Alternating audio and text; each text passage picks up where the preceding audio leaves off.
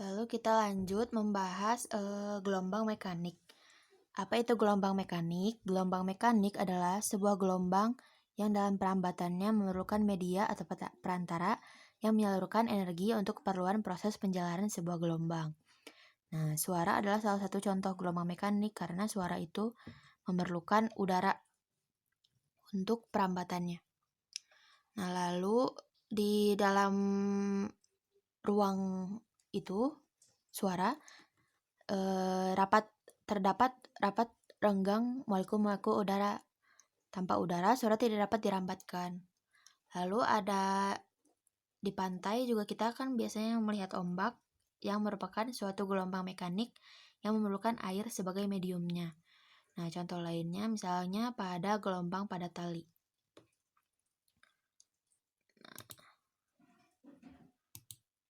Tadi gelombang air, gelombang bunyi, gelombang tali, gelombang pada pegas itu contohnya. Gelombang-gelombang tersebut memerlukan medium kan. Nah, bisa kita lihat air membutuhkan air untuk mediumnya, bunyi memerlukan udara. Lalu tali memerlukan tali dan gelombang selingki atau pegas. Lalu ada ciri-ciri dari gelombang mekanik. Nah, kalau ciri-ciri dari gelombang mekanik itu, yang pertama, gelombang mekanik memerlukan alat atau perantara untuk dapat berpindah. Gelombang tersebut memiliki panjang gelombang, periode gelombang, frekuensi gelombang, dan cepat rambat gelombang.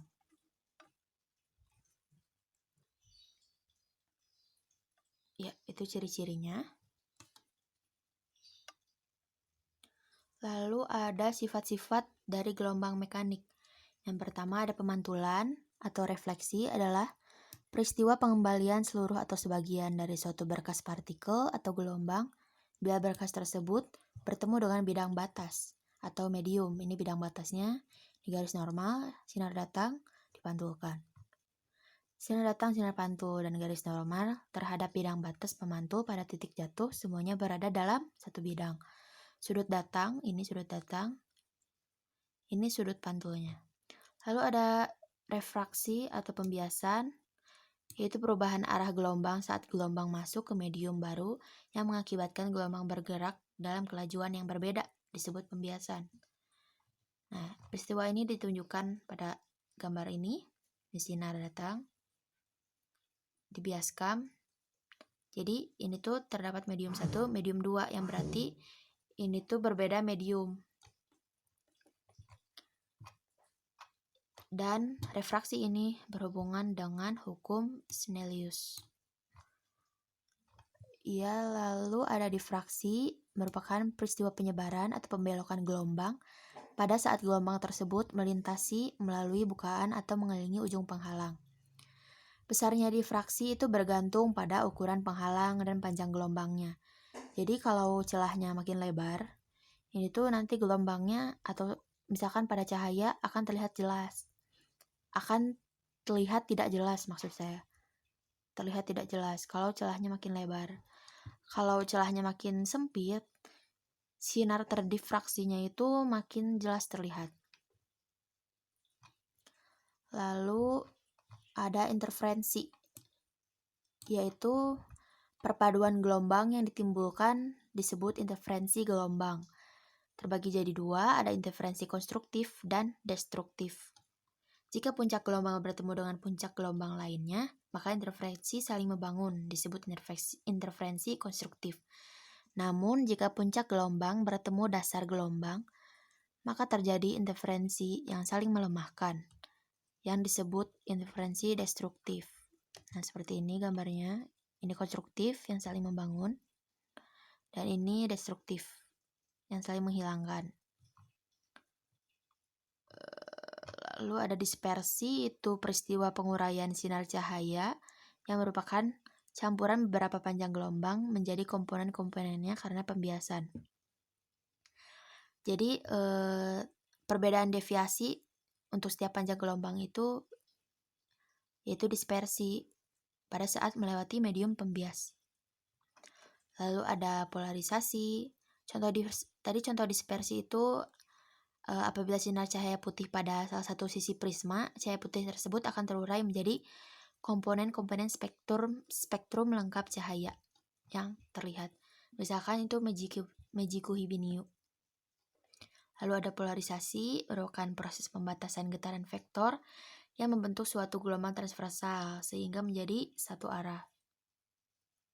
Polarisasi ini tuh hanya terjadi pada gelombang transversal, tidak terjadi pada gelombang longitudinal. Lalu ada gelombang transversal dan gelombang longitudinal. Gelombang transversal itu gelombang dengan gangguan yang tegak lurus, arah penjalaran. Lalu kalau gelombang longitudinal itu gelombang dengan gangguan sejajar. Kalau tadi tegak lurus, sekarang sejajar dengan arah penjalaran. Seperti gambar. Nah, lebih jelasnya bisa kita lihat di sini. Kalau gelombang longitudinal itu gerakannya, gelombang itu bergerak ke kanan dan ke kiri, mediumnya juga bergerak ke kiri dan ke kanan. Kalau gelombang transversal, gelombangnya bergerak ke kiri dan ke kanan, dan mediumnya bergerak naik turun. Produksinya kalau gelombang longitudinal itu dihasilkan karena getaran, kalau transversal memiliki fenomena berbeda. Nah, ini gambar untuk gelombang transversal, terdapat bukit dan lembah. Ya, itu panjang gelombangnya, satu bukit, satu lembah. Kalau ini adalah gambar dari gelombang longitudinal. Satu rapatan, satu regangan, itu disebut panjang gelombangnya.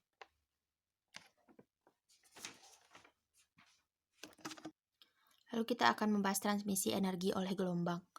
Misalkan ketika gelombang bergerak sepanjang tali juga kan termasuk gelombang mekanik ya, maka sejumlah energi ditransmisikan, kita dapat mewujudkan bahwa energi dibawa oleh pulsa gelombang dengan menggantungkan sebuah benda pada tali dan memberi suatu usikan pada satu ujung tali. Nih, talinya. Telah diketahui bahwa energi total massa yang berosilasi pada pegas adalah setengah Ka kuadrat, dengan K sama dengan M omega kuadrat. Dengan menerapkan ini pada segmen tali bermassa delta M mu delta X yang berosilasi tegak lurus terhadap tali dengan amplitude A, kita dapatkan bahwa transmisi energi oleh gelombang itu rumusnya ini, setengah mu A kuadrat delta X atau sama dengan setengah mu omega kuadrat A kuadrat V delta T. Jadi laju energi yang ditransmisikan pada gelombang adalah daya tertransmisi. Daya yang tertransmisi. Bisa kita lihat di rumus ini.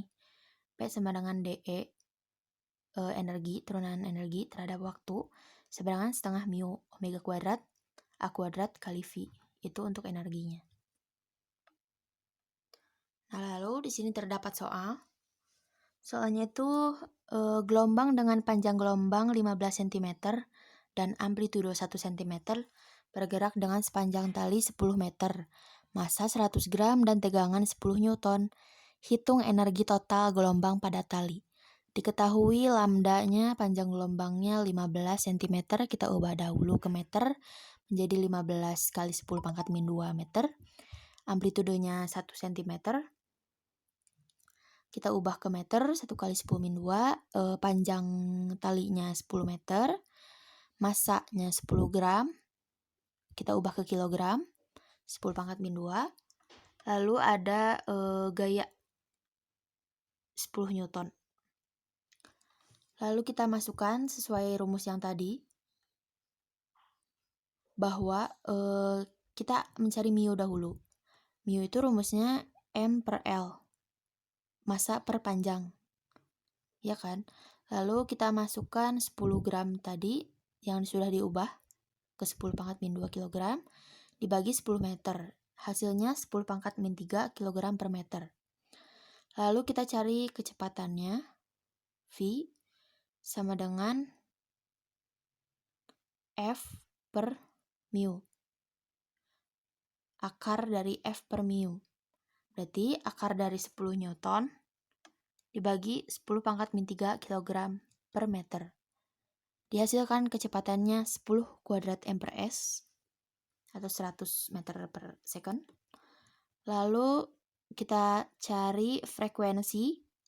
Frekuensi itu rumusnya kecepatan bagi panjang gelombangnya V per lambda 10 kuadrat m per s dibagi 15 kali 10 pangkat min 2 meter. Tadi kita udah tahu kan? Lalu frekuensinya dihasilkan 667 Hz.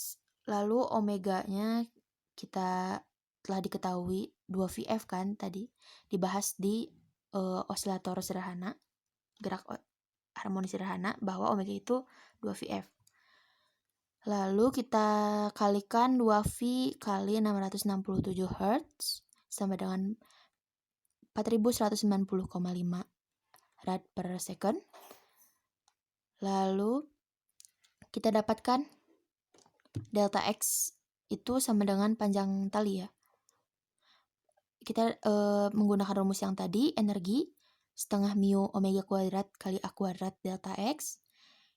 Jadi setengah kali 10 pangkat min 3 kali 4190,5 kali 1 kali 10 min 2 kali 10. Tadi sudah diketahui.